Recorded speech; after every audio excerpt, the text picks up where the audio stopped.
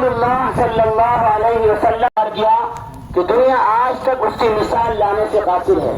پھر جب ہمارے اور آپ کے پیغمبر انقلاب حضرت محمد مصطفیٰ صلی اللہ علیہ وسلم دنیا میں تشریف لائے تو پھر آپ نے قربانی کو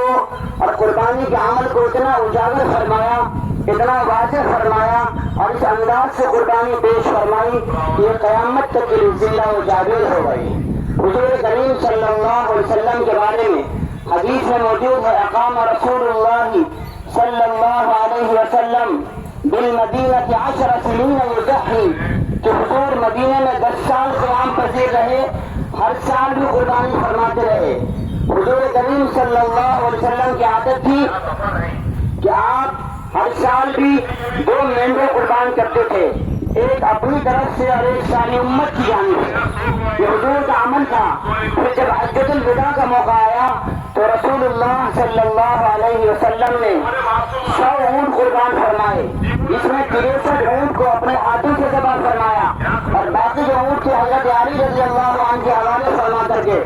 آپ نے ان کو ذبح کرنے کا حکم فرمایا۔ گویا قربانی کا جو عمل تھا اللہ کے رسول صلی اللہ علیہ وسلم نے اپنے عمل کو